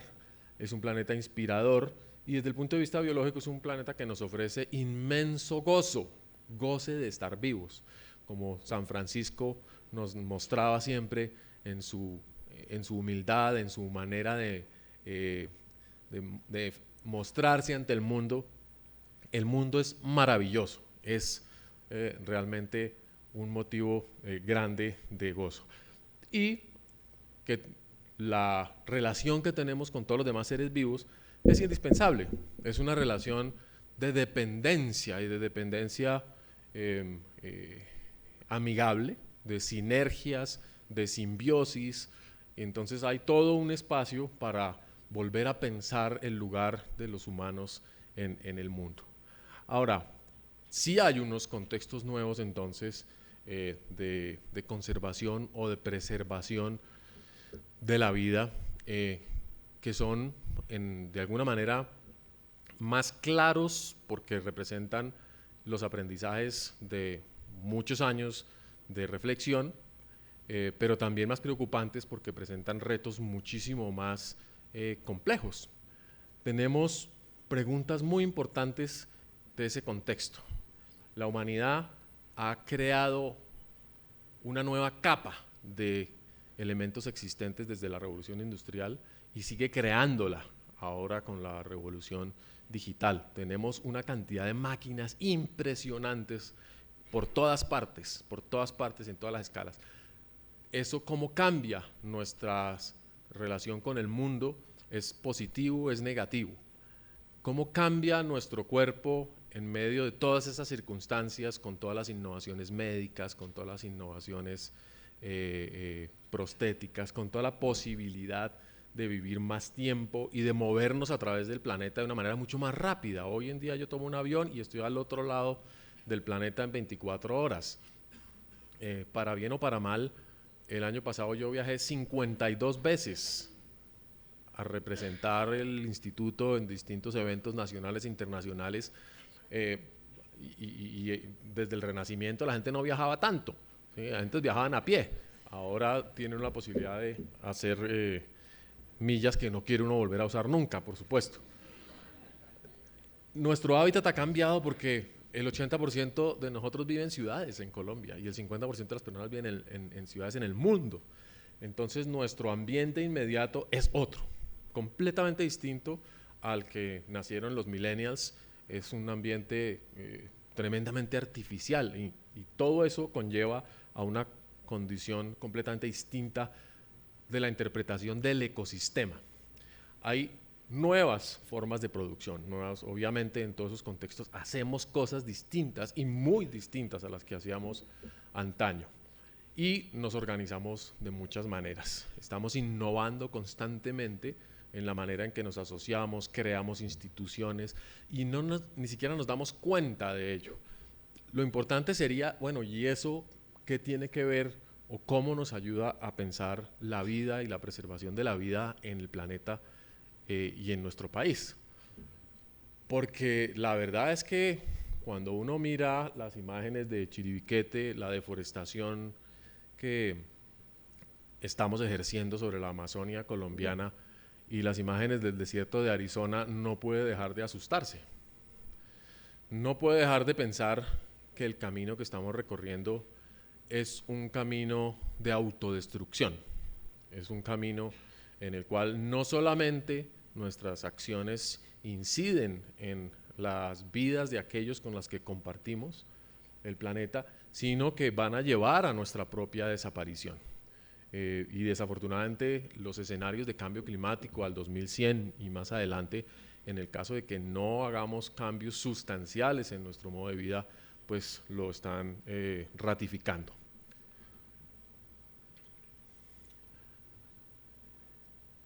¿Cómo interpretamos los procesos que se están dando en el planeta para definir un lugar desde el cual verlos e intervenir en ellos? No solamente ser espectadores de esa degradación, de esa destrucción ambiental, sino actores que podamos asumir responsabilidad. Yo creo que esa es la pregunta de fondo.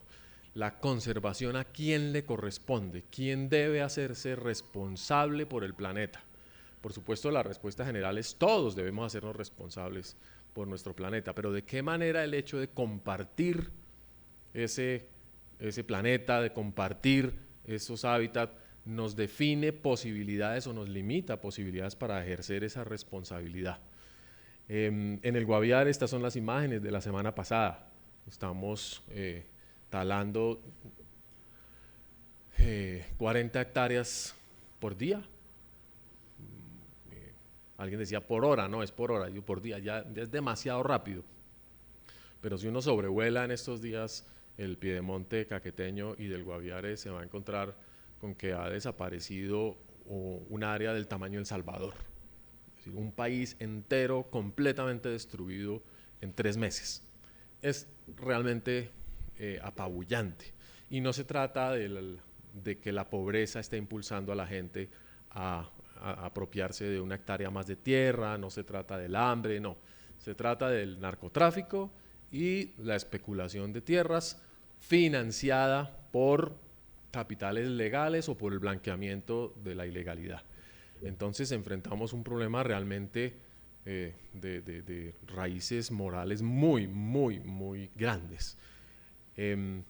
Por otra parte, cuando vamos a sitios como el Valle de Cocora, en el Quindío, nos ensimismamos, nos admiramos de la belleza del planeta y pedimos que se preserve la belleza del planeta. Pero esa belleza está muerta. En términos evolutivos, en términos ecológicos, estas palmas hacen parte de un mausoleo, ¿sí? De algo que ya no está, digamos, en capacidad, o tiene una poquita capacidad, una baja capacidad de seguir reproduciéndose y de mantener la vida. En las negociaciones que se están haciendo para tratar de activar el ecosistema del Valle de Cocora, nos hemos encontrado con que a nadie le interesa. Le interesa a unos poquitos, pero a los que menos les está interesando es a los propios habitantes de Salento, que están absolutamente engolosinados con los 37, 40 mil turistas que les están llegando en los fines de semana de los puentes y que han hecho todo lo posible para que no haya ordenamiento para que no haya restricciones al acceso de ninguna clase y constantemente bloquean todas las posibilidades de manejar el turismo de una manera sensible. Si uno piensa que eso va a ser el destino del país, esas dos cosas, un dominio del territorio por la inmoralidad y la apropiación de tierras para acrecentar la riqueza privada, y el bloqueo deliberado de las decisiones de conservación y de buen manejo ambiental, pues es supremamente frustrante, porque claramente no estamos hablando de un problema biológico, estamos hablando de un problema político, de un problema social y de un problema ético de gran envergadura. Podemos, sin embargo, pensar que, dado que estamos hablando de procesos de cambio, de procesos de deforestación, de procesos de cambio de uso del suelo, de urbanización, está en nuestras manos revertir la dirección de estos procesos. Y por eso comenzamos a hablar en muchos casos de cambiar la dirección de la intervención humana. Y a eso eventualmente es que hace referencia a la palabra conservación en el sentido más amplio. Es decir, no solamente proteger lo que queda, sino realmente mover el círculo de las transformaciones de lo que llamaríamos un círculo vicioso a uno virtuoso. Y probablemente es más fácil hacer eso que tratar de resistirse contra las presiones de cambio y decir, no, de aquí no me muevo, aquí yo soy la heroína, la persona que voy a defender el mundo, y entender que eventualmente hay otras dinámicas posibles. La idea de las transiciones, sin embargo, apenas comienza a plantearse en el mundo entero, especialmente para hablar de las transiciones energéticas, las transiciones del petróleo, del carbón y de los no sostenibles a las sostenibles, y Nicolás ya mencionó lo importante que es esa transición, pero para nosotros existen muchas dimensiones posibles de lo que implica hacer una transición y cómo en medio de esa transición eventualmente es que podemos hablar de otra noción de conservación. Las transiciones, si ven en esta gráfica que Germán Corso hizo para nuestra propuesta de transiciones sociales y ecológicas a la sostenibilidad, muestran cómo de ámbitos de una gran área silvestre que le queda a Colombia, paulatinamente se van desprendiendo áreas hacia la ganadería, áreas hacia la agricultura, áreas hacia la construcción urbana, pero que también desde las áreas ganaderas se desprenden capacidades de recuperación del bosque, de las áreas agrícolas igualmente. Entonces, paulatinamente vamos pasando de un país que solamente deterioraba sus ecosistemas a un país que entiende que los puede gestionar y le puede devolver condiciones determinadas a cada uno de los tipos ecológicos que componen su superficie. En estos tres mapas vemos un poquito la complejización de esa idea. El primer mapa es el mapa de bosque no bosque continental que preparó el IDEAM hace unos años, y en verde muestra lo que nos quedaba de ecosistemas silvestres. Ahí dice naturales, pero yo prefiero evitar la palabra, mejor silvestres. En amarillo los que han sido transformados. ¿Dónde radica la diferencia? Es en cuál es el motor dominante que mantiene la condición del sistema. Entonces, en el amarillo somos los seres humanos, mantenemos el paisaje en condiciones antrópicas, y en verde es la biodiversidad, los procesos biológicos distintos a los humanos los que mantienen la condición primaria del paisaje. En el mapa que sigue, que hizo el profesor Andrés Etter aquí en la universidad y después hemos utilizado en muchas versiones, se muestra ya un poquito más en detalle los procesos de transformación y de esas condiciones territoriales que estamos afrontando. En rojo, por supuesto, son las áreas de alta intensidad de deforestación y sobre todo de expansión de cultivos ilícitos y colonización. Y en el tercer mapa, que es del año pasado, elaborado con base, digamos, en muchas fuentes, en el mapa de ecosistemas, en lo que ha hecho el Instituto Humboldt, vemos simplemente la expresión de de la diversidad de condiciones ecológicas y sociales que existen en el país, ya con un nivel de resolución mucho más detallado. Entonces, en esos territorios, en esas condiciones territoriales que estamos reconociendo de otra manera y con muchísimo más detalle, es que comenzamos a hablar de cuáles entonces son las opciones de conservación. Porque ya no son las mismas que en los años 70, ya no son las mismas que en los años 80. Ahora, como les decía, hay retos distintos, pero también hay herramientas distintas. Biodiversidad, entonces, la vamos a reconocer en todos los ámbitos. A pesar del amarillo en el mapa, aún hay muchísima biodiversidad, muchísima naturaleza, ahora sí, si lo quieren decir así, en todas partes. Y ahí hay imágenes del Caguán, de la ciudad de Bogotá, del municipio de Betas en el Santurbán y de la Altillanura en el Bichada.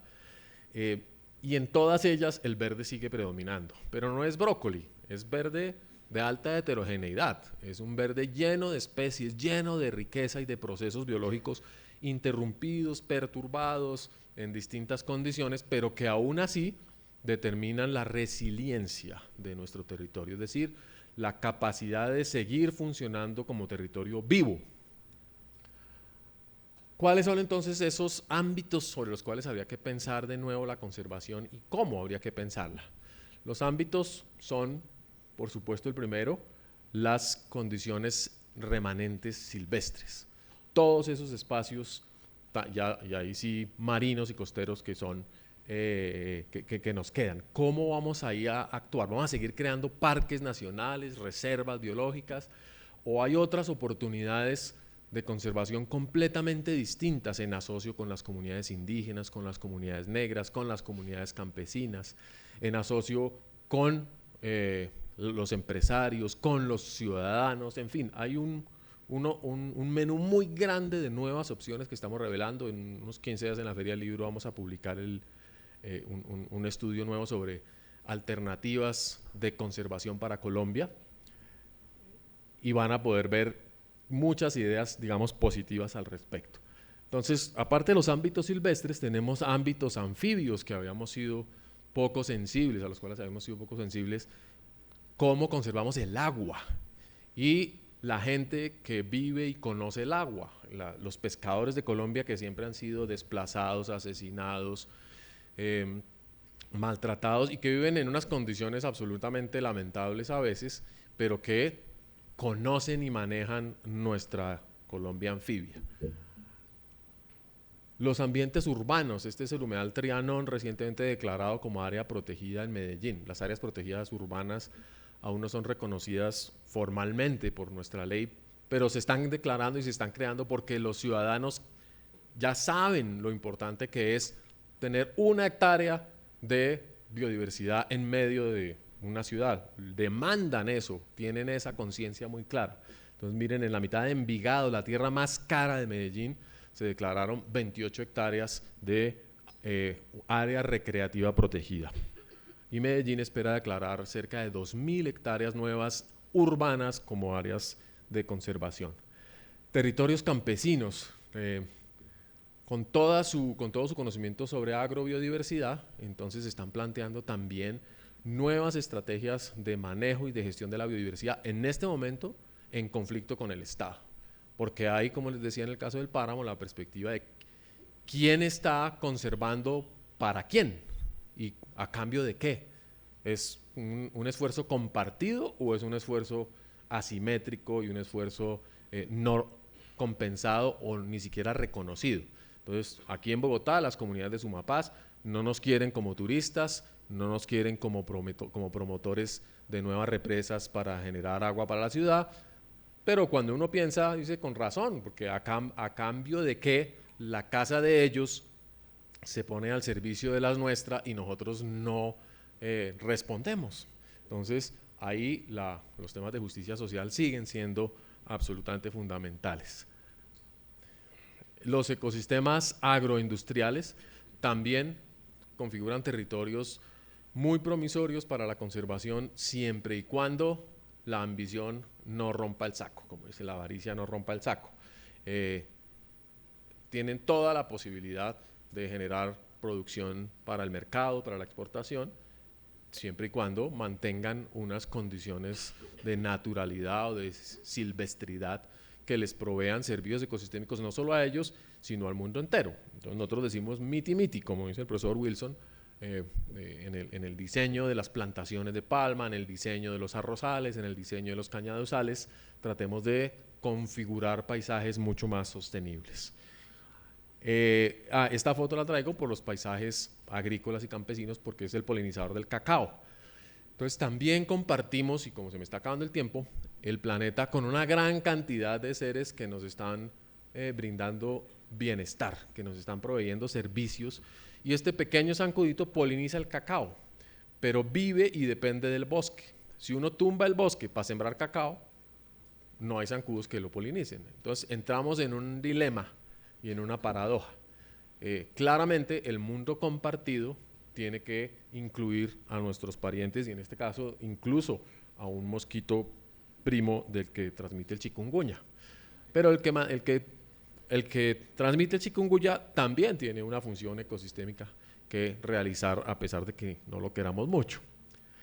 Los paisajes ganaderos sabemos que son ámbitos de conservación o retos para la conservación y más para la restauración. Hay una deuda ecológica gigantesca creada por la transformación de los paisajes colombianos, sobre todo en el Caribe, para mantener ganaderías muy ineficientes y que han generado pobreza e incluso guerra. De manera que la opción de pensar la conservación en estos ámbitos es prioritaria. Incluso a veces uno dice, teniendo 100 hectáreas de restauración aquí y 100 hectáreas de conservación en otro lado, ¿cómo hago para sopesar cuál es la prioritaria? En los paisajes mineroenergéticos somos muy críticos de las explotaciones de minerales, de las hidroeléctricas, del petróleo, de la minería, pero estos ámbitos generan riqueza de otra manera e insisto, dependiendo de la responsabilidad y de la capacidad con que se administre esa riqueza, podemos entender su aporte a la sostenibilidad o no. Y como el tiempo se me termina, iba a terminar con un análisis sobre la tecnología y concluyo un poco haciendo un llamado a las oportunidades que la realidad virtual, que las capacidades de cómputo, que la inteligencia artificial y que todas las tecnologías pueden brindar para la conservación si las usamos con esos fines. Le tenemos, como en la edad de piedra, temor a la innovación tecnológica, pero por supuesto la tecnología es solamente una extensión de la voluntad humana y como el Papa reconoce, los poderes de la tecnología deben estar sujetos al ejercicio bondadoso y por el bien común que hagamos de ellas. De manera que con eso concluyo y les agradezco mucho.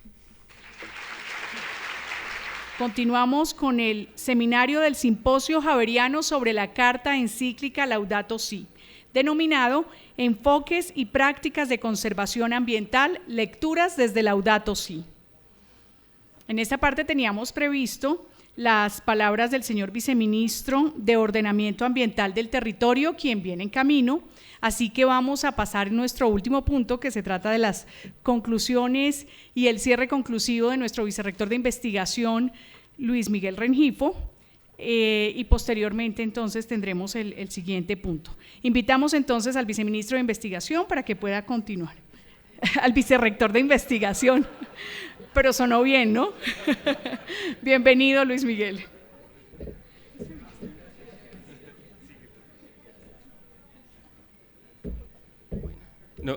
No sé si hubiera aceptado ser viceministro de Investigación.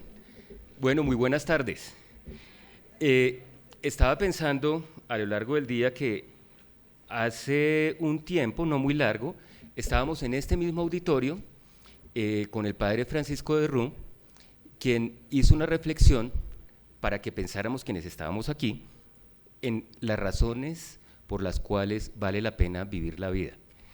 Y creo que quienes nos han acompañado han hecho esa reflexión y nos han dado unos elementos muy interesantes desde su testimonio de vida, bien sea desde los sistemas productivos o también desde la reflexión académica de las prácticas de la conservación ambiental y desde los enfoques de la conservación ambiental. Yo creo que este seminario del día de hoy ha sido particularmente rico porque ha tenido en la tarde una dimensión como desde la conceptualización de la conservación ambiental y en la mañana desde quienes están con los zapatos puestos en el territorio y nos llamaron a vernos en el espejo de los ciudadanos, de qué es lo que consumimos, de nuestras prácticas, de nuestro quehacer, desde lo que compramos y producimos. Hoy hemos tenido una maravillosa oportunidad de oír desde los conceptos, teorías, enfoques y prácticas las diversidades que hay alrededor del tema de la conservación ambiental y cómo la encíclica Laudato Si las enriquece y sobre todo cómo puede seguir inspirando a los actores que continúan trabajando por la conservación ambiental en nuestro país.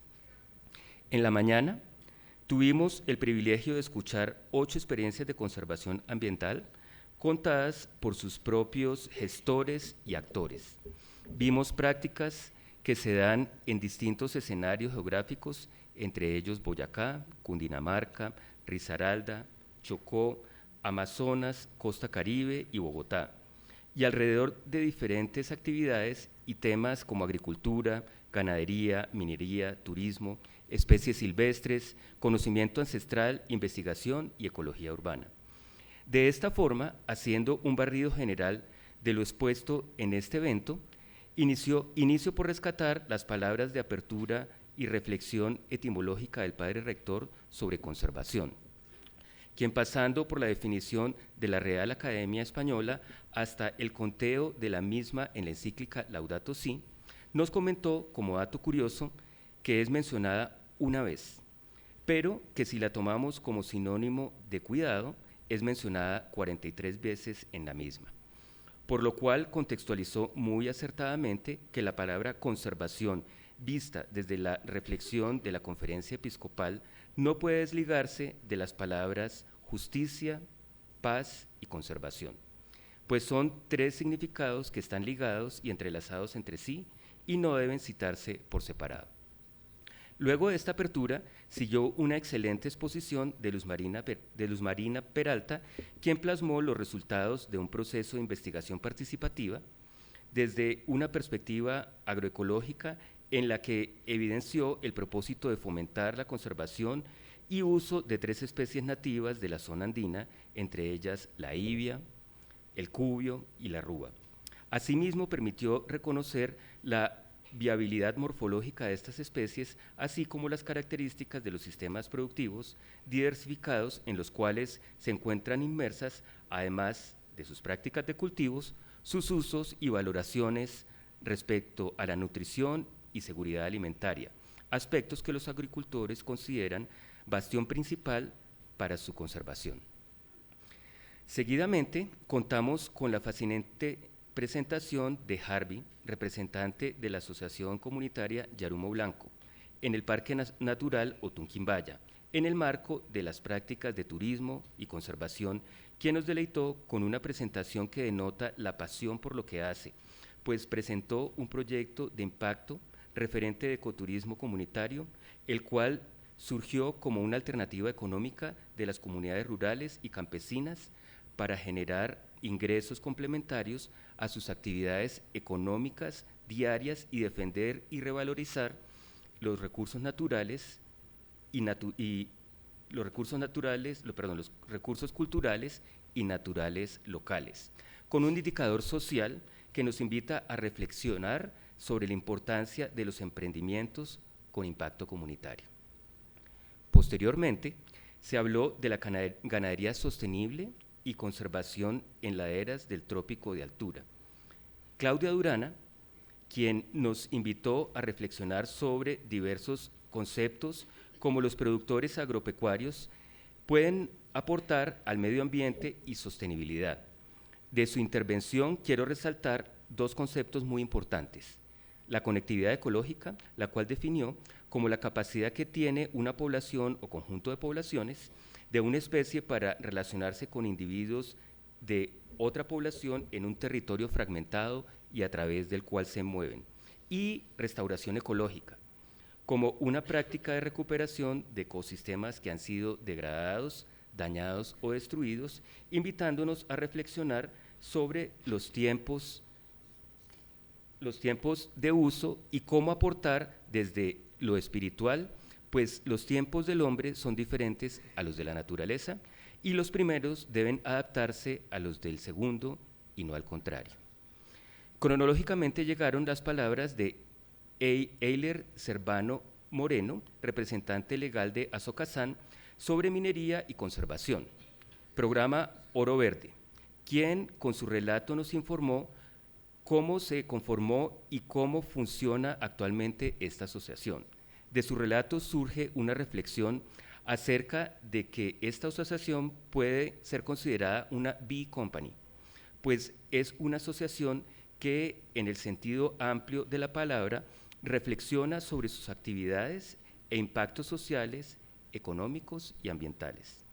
Esta misma puede ser caracterizada como una innovación social, pues cumple con los requisitos de aportar nuevos procesos, aunque tradicionales, generar impacto y transformación social, colaboración intersectorial y sostenibilidad económica, pues es un ejemplo de escalabilidad y replicabilidad para otras latitudes de nuestro país.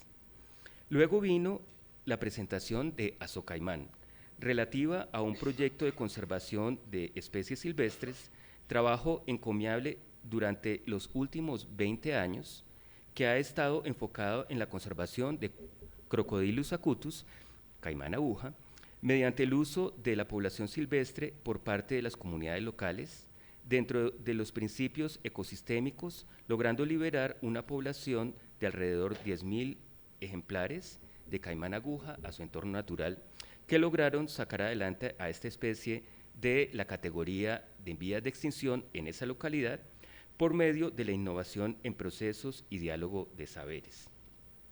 Por su parte, observamos cómo una de nuestras egresadas de la licenciatura en Pedagogía Infantil y representante de la Fundación Humedales Bogotá, Laura Daniela Sánchez, en su presentación sobre conservación en espacios urbanos, nos mostró cómo esta organización sin ánimo de lucro está dedicada a rescatar las riquezas e importancia de los humedales bogotanos y cómo por medio de la apropiación social del conocimiento busca hacer evidencia de sus constantes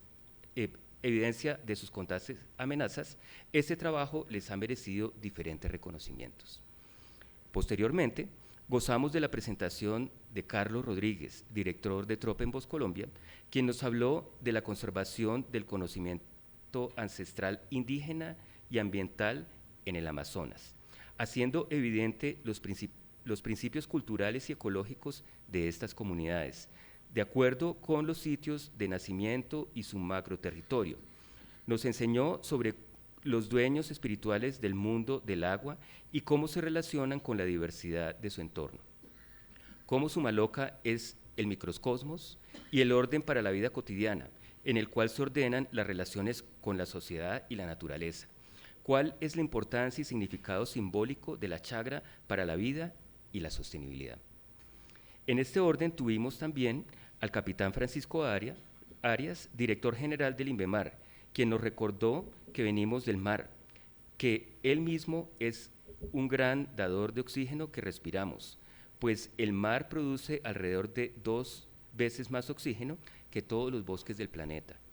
Nos hizo evidente que es el regulador climático por excelencia y a veces pasa desapercibido en el sentido e importancia.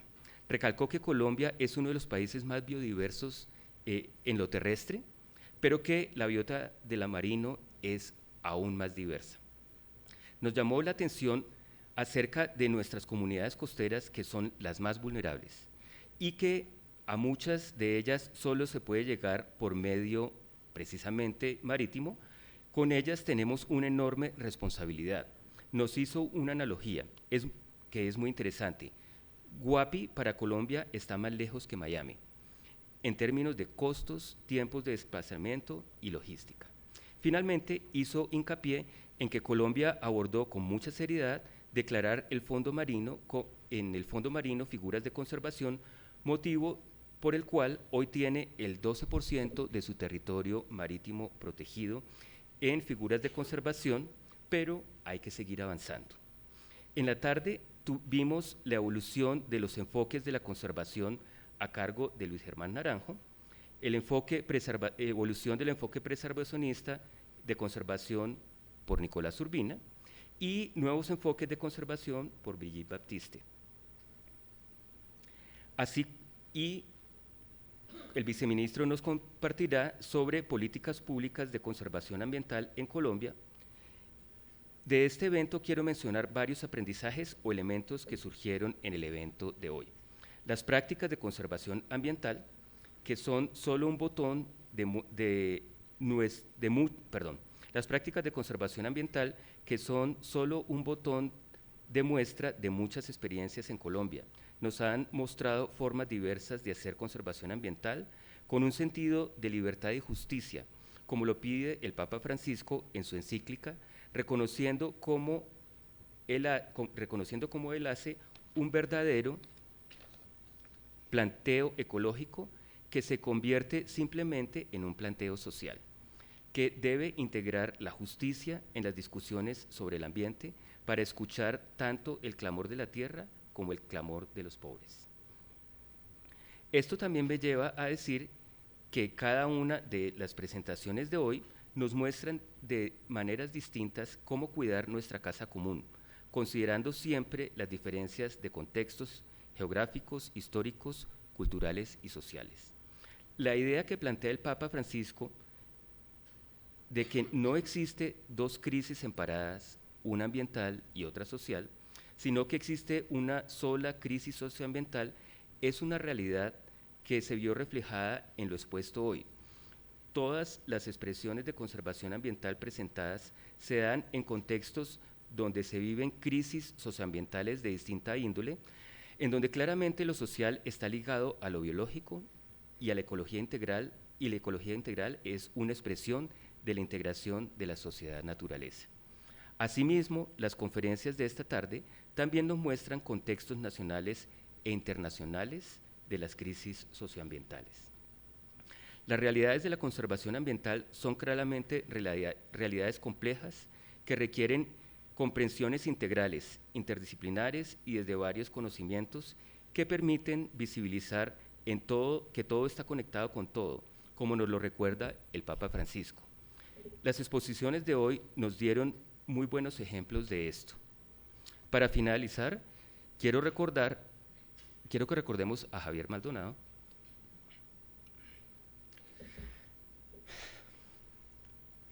profesor de nuestra universidad y amigo que murió exactamente hoy hace un mes, haciendo trabajo de campo. Todas las experiencias, enfoques y conversaciones que hemos tenido hoy aquí sobre conservación ambiental son un buen homenaje a la vida de Javier, dado que todo su trabajo lo hizo precisamente por la conservación ambiental.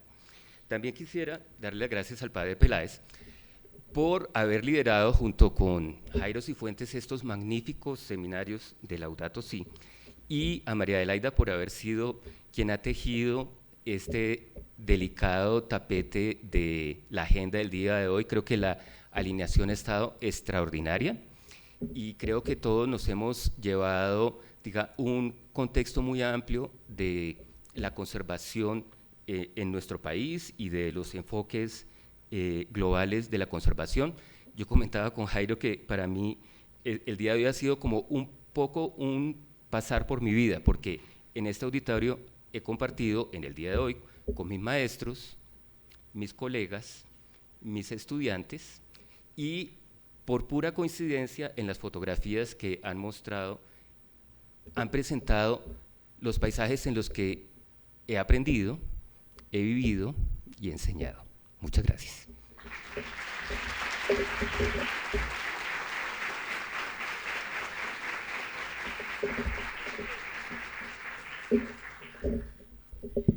Bueno, y hemos llegado entonces al final. Agradecemos su presencia en este evento, a todos los que nos han seguido también por streaming, muchas gracias por su compañía.